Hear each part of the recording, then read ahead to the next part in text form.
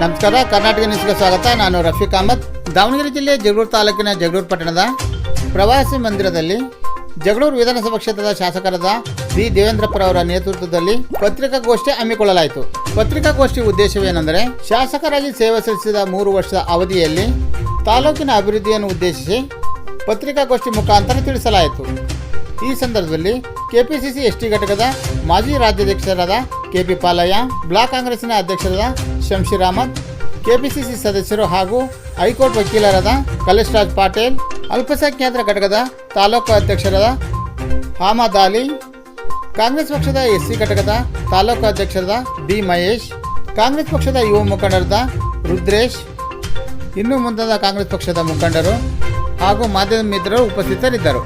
ಜಗಳೂರು ವಿಧಾನಸಭಾ ಕ್ಷೇತ್ರದ ಶಾಸಕರಾದ ಬಿ ದೇವೇಂದ್ರಪ್ಪರವರು ಪತ್ರಿಕಾಗೋಷ್ಠಿಯನ್ನು ಉದ್ದೇಶಿಸಿ ಮಾತನಾಡಿದರು.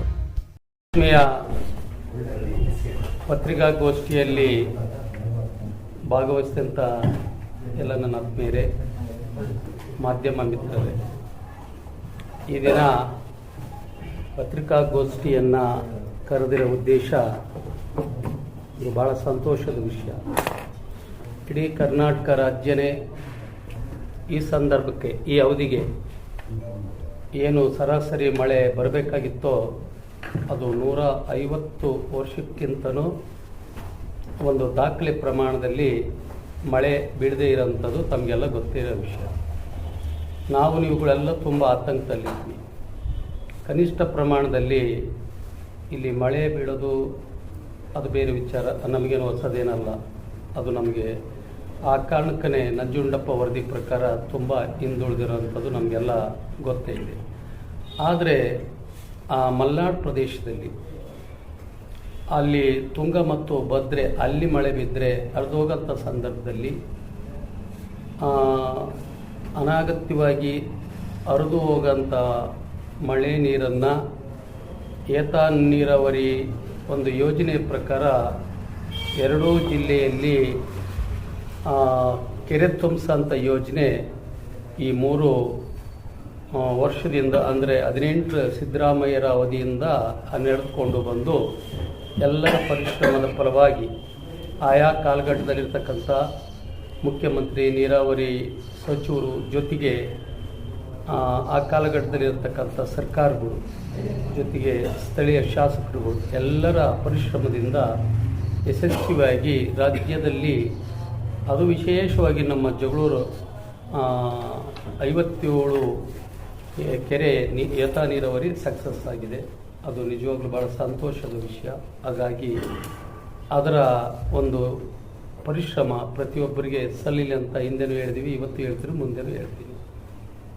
ಇಂಥ ಕಾಲಘಟ್ಟದಲ್ಲಿ ನಿಜವಾಗ್ಲೂ ನಮ್ಮ ನಿರೀಕ್ಷಣೆ ಮೀರಿದ ರೀತಿಯಲ್ಲಿ ಇವತ್ತು ನಾನು ಸಂಬಂಧಪಟ್ಟ ನೀರಾವರಿ ಇಲಾಖೆಯ ಇಂಜಿನಿಯರ್ಗಳನ್ನು ನಾನು ಸಂಪರ್ಕ ಮಾಡಿದ ಮೇಲೆ, ಕಳೆದ ನಿನ್ನೆ ಬಿಟ್ಟು ಮೊನ್ನೆ, ಅವತ್ತು ಜಸ್ಟ್ ಟ್ರಯಲ್ ನೋಡ್ತೀವಿ ಅಂತ ಹೇಳಿದ್ರು.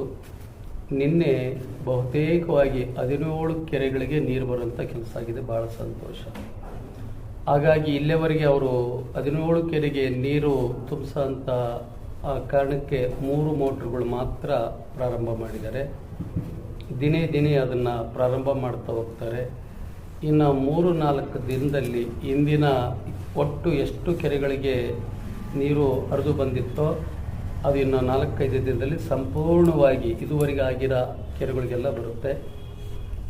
ಜೊತೆಗೆ ಈ ಸಂದರ್ಭದಲ್ಲಿ 4 ಕೆರೆ ಸಲಹೆ, ಸಹಕಾರ, ಮಾರ್ಗದರ್ಶನ ನಾನು ಅಲ್ಲಿಂದ ಬಯಸ್ತೀನಿ, ನಿರೀಕ್ಷಣೆಯಲ್ಲಿ ಇಟ್ಕೊಂಡಿದ್ದೀನಿ.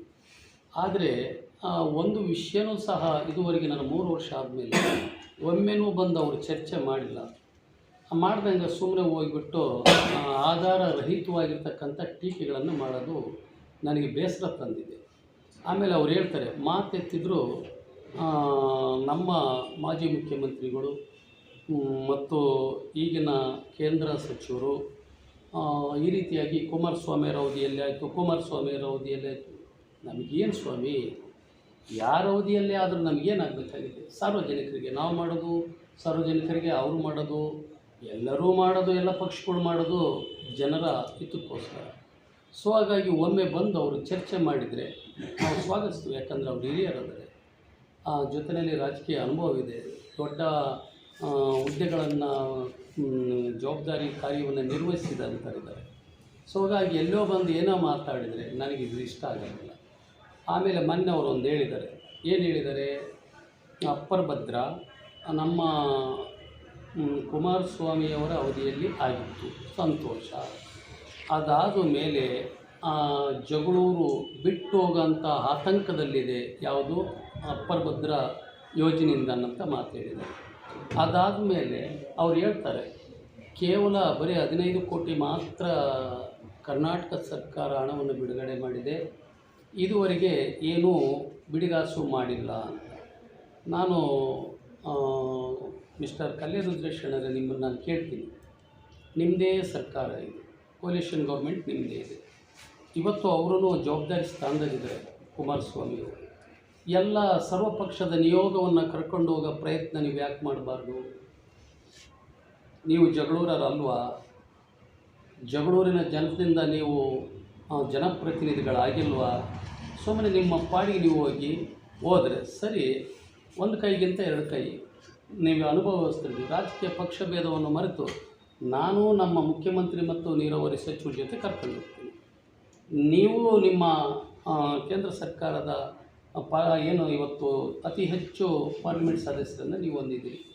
ಒಟ್ಟಾಗಿ ಹೋಗೋಣ, ಕ್ಷೇತ್ರದ ಅಭಿವೃದ್ಧಿಗೆ ಎಲ್ಲರೂ ಒಟ್ಟಾಗಿ ಹೋಗೋಣ. ನಾವು ಬೇರೆ ರಾಜಕೀಯ ಶತ್ರುಗಳಿರ್ಬೋದು, ನಾವು ಆತ್ಮೀಯತೆಯಲ್ಲಿ ಕೌಟುಂಬಿಕವಾಗಿ ನಮಗೇನಾರ ದ್ವೇಷ ಇದೆಯಾ? ಹಾಗಾಗಿ ನೀವು ಹೋಗ್ತೀರಿ ನಿಮ್ಮ ಪಾಡಿಗೆ, ಆಧಾರ ರಹಿತ ಹೋಗಿರ್ತಕ್ಕಂಥ ಮಾತಾಡ್ತೀರಿ. ಹಾಗಾದ್ರೆ ನಾವೇನು ಮಾಡಬೇಕು? ಕುಂಬಳಕಾಯಲ್ಲಿ ಬಾಂಬ್ ಉಂಟು ಮಾರ ಅಂತ ಬಾಂಬ್ ಹಾಕಿ ಹೊಂಟುಬಿಟ್ರೆ ಹೆಂಗ್ರಿ ಎಲೆಕ್ಷನರೇ? ಈಗಲಾದರೂ ಅದನ್ನು ಬಿಟ್ಟು ಕೈ ಜೋಡಿಸಿ ಅಭಿವೃದ್ಧಿಗೋಸ್ಕರ. ಹಾಗಾಗಿ ನಿಮ್ಮನ್ನು ಇನ್ನೊಂದು ಪ್ರಶ್ನೆ ಕೇಳೋಕ್ಕೆ ನಾನು ಮಾತಾಡ್ತೀನಿ. ನಿಮಗೆ ಹೇಳೋಕ್ಕೆ ನೈತಿಕ ಹಕ್ಕೇನಿದೆ ರೀ ಎಲೆಕ್ಷನರೇ? ನಿಮ್ಮ ಅಳಿಯ ಇಲ್ಲಿ ಗೌರ್ಮೆಂಟ್ ಜಾಬ್ ಕೆಲಸ ಮಾಡ್ತದ, ಒಂದು ದಿನ ಕೆಲಸಕ್ಕೆ ಹೋಗಿದಾರ? ನೆರವಾಗ್ದಾರ ಗಗನಕಾರ್ತರ ಯಾರು? ನಿಮ್ಗೆ ಹೇಳೋರು ಕೇಳೋರು ಯಾರು ಇಲ್ವಾ? ಮೊದಲು ಇದಕ್ಕೆ ಉತ್ತರ ಕೊಟ್ಟು ಆಮೇಲೆ ಮಾತಾಡಿ. ನಾನು ಬಹಿರಂಗವಾಗಿ ಬರ್ತೀನಿ. ಇಲ್ಲ ಸತ್ಯ ಒಪ್ಕೊಳ್ರಿ, ನಾವು ಸತ್ಯ ಒಪ್ಕೊಳ್ತೀವಿ. ಮೊದಲು ನಿಮ್ಮ ಮಳೆಯನ್ನು ರಾಜಕೀಯ ಮಾಡೋದು ಬಿಟ್ಟು, ಪುಡಿ ರಾಜಕೀಯ ಮಾಡೋದು ಬಿಟ್ಟು, ಅವ್ರು ಗೌರ್ಮೆಂಟ್ ಎಂಪ್ಲಾಯಿ ನಾವು ತಿಳಿಸ್ಕೊಡ್ಬೇಕಾ ನಿಮಗೆ?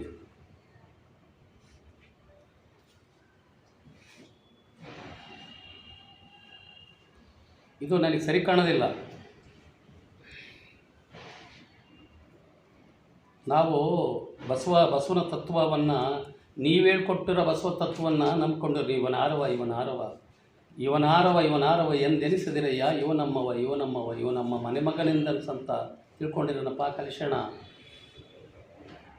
ಸುಮ್ಮನೆ ವಿಷದ ಬೀಜ ಬಿತ್ತ ಕೆಲಸ ಮಾಡೋಕ್ಕೆ ಹೋಗಬೇಡಿ. ಬನ್ನಿ ಕೂತ್ಕೊಳ್ಳೋಣ, ಚರ್ಚೆ ಮಾಡೋಣ, ಮಾತಾಡೋಣ. ಕಟ್ಟುವೆವು ನಾವು ಹೊಸ ನಾಡೊಂದ ರಸದ ಬೀಡೊಂದ.